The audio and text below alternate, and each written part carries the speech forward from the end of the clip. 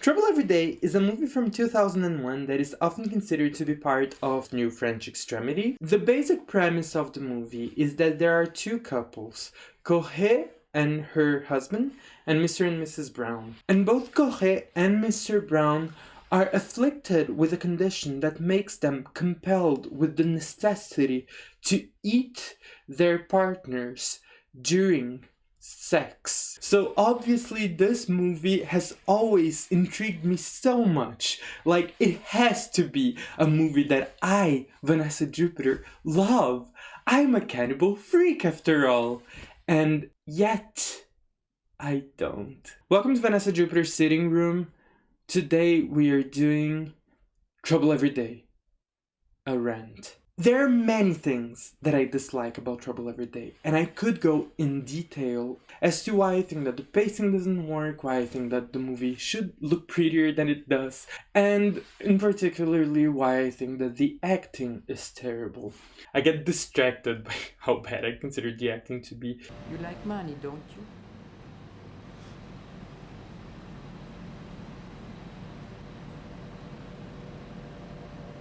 So what? Can we get out of here? It smells and the light. I don't like it here. However, those are not the reason why I'm compelled to make a video about Trouble Every Day. As much as, yes, I consider the watching experience of Trouble Every Day to be quite dull, I also think that that's not what we're here for. The reason why I want to talk about it, even though I hate it, is because it has a lot of potential to be subversive in terms of representations of sexuality and sex. So, yes, we're here to talk about sexuality and sex, not to talk about technical aspects of filmmaking. I'm sitting here saying that the premise of Trouble Every Day is quite interesting and intriguing, but even just with the basic synopsis, we already hit into a little bit of a problem. Namely, if a disease affects the way that people have sex, it necessitates that sex has a clear definition. The only type of sex that we are ever presented with that would lead to the consequences of eating the partner is penis and vagina. And that's literally it. We are even shown Mr. Brown masturbating and orgasming, and we never see him in that moment being compelled to eat or bite things, which to me feels kind of strange. Like, I personally think that the definition of sex should be broader rather than narrow, and it should allow for self-identification of what sex is of the people involved. But even without considering that, the fact that sex, as we see in the movie, is so it's just so straight. It's just so straight in the worst way possible. It's there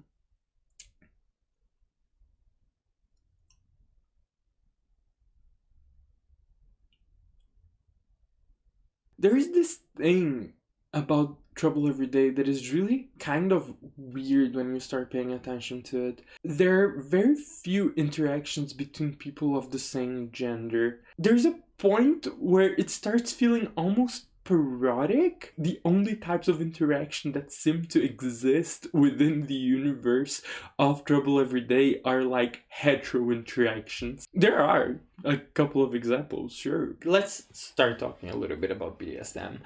There's this fifth character who is quite important in the movie, who is the chambermaid, and there's this scene where she starts doing the bed for Mr. and Mrs. Brown while they are both sitting on the bed, and they are very dismissive of her in the beginning. There's something that makes my BDSM brain go like, this movie could easily be a BDSM type fantasy. It could easily depict power dynamics in a way that is like sexy. I want to talk about like the hotness of some scenes. I'm going to like go into a little bit of detail as to why I think that the two main cannibalism scenes really fail to be appealing to someone with cannibalism fantasies as I have them. Let's start with the second cannibalism scene, which is when Mr. Brown eats the chambermaid of the hotel. Like, that scene I find competent in a way. The camera angles always look behind Mr. Brown's head, so I never really see him eating anything. We just see it implied, and that can kind of work. There's kind of this moment which I actually think is one of the better moments in the film, where we see him going down into the chambermaid's vagina, and when he lifts his head up, there's a lot of blood all over his mouth. That's good. That's the type of stuff that kind of works, but it's still kind of tame. Like, the lack of this moment where you see like the bite kind of makes that scene feel a little bit anticlimactic. It comes very, very late in the movie, so by that point I'm really waiting for something, just something. And like, the best that I can get is like that shot of Mr. Brown coming with his mouth full of blood, and it's just not enough. The first one, the one between Corre and one of the dudes who came into her house because they were curious about like what was going on there, in the universe of a movie that I cannot find much positive to say about, this scene upsets me more than anything else. Part of the reason why not seeing the bites in Mr. Brown's scene doesn't work is because we did see the biting in Corre's scene earlier in the movie. I don't want to vanilla shame anyone, but I'm not sure I've ever had bites that look this non-bite. If the actors aren't comfortable doing it, like going any further with biting, I get it. And I don't think that it would be okay to force actors to do that. But also, it's a movie about cannibalism. It's a movie about cannibalism during sex. I think it's fair to say that in the casting process, that should have been a priority. If it had been like Mr. Brown's scene, where we don't actually see the biting, I think it could have been okay. We are full on seeing what Kohei is doing to the prey. The moment that the prey starts actually moaning in pain, like, she has barely scratched her teeth on him. And I'm sitting here kind of like, but this is the type of situation where like someone is like, oh no, like I'm not really into teeth. That's the reaction that I would expect from like the prey character in a scene like this. Not moaning in pain like he has become like some type of target. That's just really frustrating to me. Then we contrast that against like the vanilla sex scenes, which do happen a couple of times. They are shot kind of like porn, and it's nice. There are a few shots of like naked bodies that are, to me, they seem clearly made to be sexually titillating, and they are nice, they work. But the moment of cannibalism is never framed as something that is supposed to be hot, even because of the fact that it's always seen as like this big disease. Kohei is the closest character that we get to a cannibal who like owns it, a cannibal who likes being a cannibal, but she feels more like a victim of her own desires. Mr. Brown, like, clearly is. Like, Mr. Brown, like, there's no doubt that he does not like being a cannibal, but Corre could be argued to kind of like being a cannibal, but I personally don't think it's enough. I think that Corre should like have owned it. Like, one of the appeals of cannibalism for me is the conflation between human bodies with flesh. It is transforming human bodies into meat and food. The cannibalism scenes never do that. We see Corre playing with the body of the prey. Mr. Brown's scene is very vampiric, and we'll get to vampirism in a second. Like, there's a reason why I look like this. Those scenes never feel like what they're doing, it's biting. It feels like they're killing people with their teeth. But there are two moments that I think actually work for my own personal cannibal brain. Number one, a very small moment. The moment where we see a scientist cutting up a brain. It's just really nice to look at. Like, I know that it's in a science lab, so it's not in the context of food, but like it's being cut like you would cut meat. Or yeah, someone who eats meat would cut meat. Number two, and more importantly, is actually right before the scene that I just referred to as being the absolute worst moment in the movie. It actually starts with my number one top favorite shot in the entire film. It's a shot that starts in the prey's armpits and then it moves all the way down to his belly button, going like upside down. And it's an extreme close-up on his skin. This extreme close-up makes his skin start looking like meat at parts of this shot. It's also, since it's upside down and it's also so close, it doesn't feel like we were looking at a person. It feels like we were looking at a thing. It feels like we were looking at something to be handled, not at a human. And that makes the association between human bodies and flesh, human bodies and a thing to be handled, a lot more explicit in this moment than it is through the rest of the film. And that is just frustration from then forward. And this is a big part of the issue that I have with Trouble Every Day. It's that, except for these two moments, all the imagery that we get from Trouble Every Day doesn't scream cannibalism, but it does scream vampire instead. We see a lot of blood. There's a scene in the beginning where we see Mr. Brown fantasizing about his wife covered in blood, and there's a scene around the middle where we see grass covered in blood. It focuses so much on the blood and so little on the flesh. Vampire and cannibalism are connected with each other sometimes. That's a thing that is done. I'm actually not sure if Trouble Every Day was one of the first ones to popularize this among horror. Might have been. I know two later examples of films. The first one, you probably already guessed, is Raw, which is a movie that is primarily a cannibal movie, but it has a couple of vampire imagery. The way that it makes it very clear that it's cannibalism, though, is the focus on eating and on food. The first big cannibalism scene happens in front of a fridge.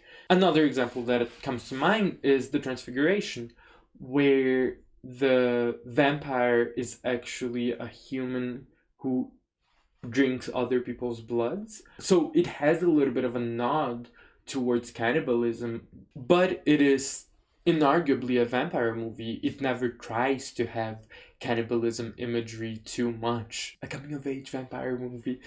I really like Transfiguration. And Trouble Every Day fail to pick a lane. It's fine for it not to pick a lane, but at the same time, what happens in the viewing experience, for me at least, is that the movie starts and I'm sitting here like, okay, we're going to get into like a subversive story. This is about sexuality, this is about cannibals, this is going to go into that direction.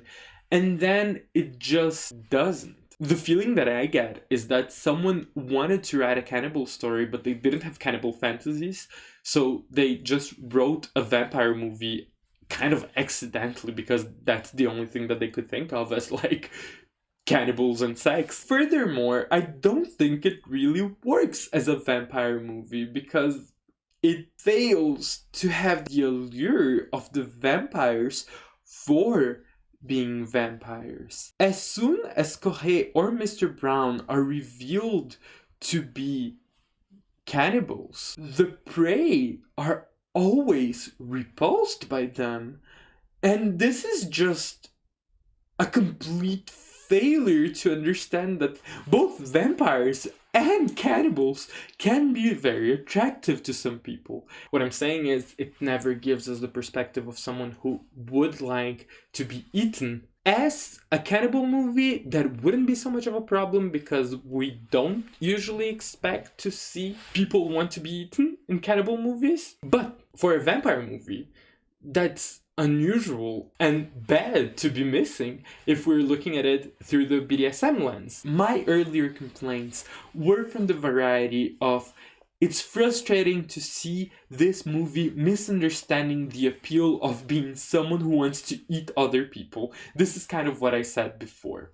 And now I want to argue that this movie also doesn't understand that there's a certain appeal in the idea of maybe being eaten by other people. If this is a sexual fantasy type of movie, if this is a movie that is supposed to make us go like, ooh, sexy, but too subversive, too calm, it fails on both directions because it's neither attractive as the top nor as the bottom. Trouble Every Day fails at depicting bottom fantasies, it fails at depicting top fantasies, it fails at depicting cannibal fantasies, it fails at depicting vampire fantasies.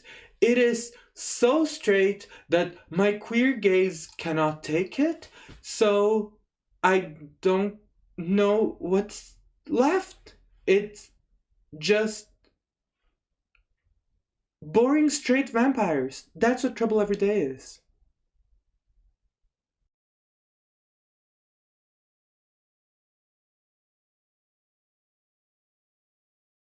Hi, thank you so much for watching. This is Vanessa Jupiter's Sitting Room. This is a channel where I traditionally look at pieces of media that I can relate to some aspect of either my personality or my beliefs about the world or the way that I interact with the world, etc. And then I do videos about that. This is the first time that I ever do a video that is entirely based on just ranting about something. I don't know how this is going to come across to the people who see it. I like ranting in the real world. I think that rants are fun to watch as well, but I also know that it's a little bit contentious. I have the feeling that, especially in the horror movie community, I feel like people think that there's too much negativity out there, and I'm kind of like, but in the horror YouTube community, which horror YouTube community are you in? Like, I feel like whenever people dislike a movie in the horror YouTube community, they're just kind of like, yeah, but I totally see why maybe someone would like it, blah, blah. Be more negative. That's what I'm here to say. Be more negative about movies that you hate. We'd love to see it. I love to see it. Let me know what you thought of this video in the comments, even if it's just to rant about this video, even if it's just you telling me how much you hate the fact that I hate Trouble Every Day, that I misunderstood it, that it's actually a great movie. Go ahead, let me know all about it in the comments. I'm super interested. Like, share, and subscribe, and I'll see you next time. Follow me on Twitter and follow me on Instagram. Love, Vanessa Jupiter. I know I say this like every time that I look particularly good, but like, if you have nothing else to say in the comments, just comment on how good I look.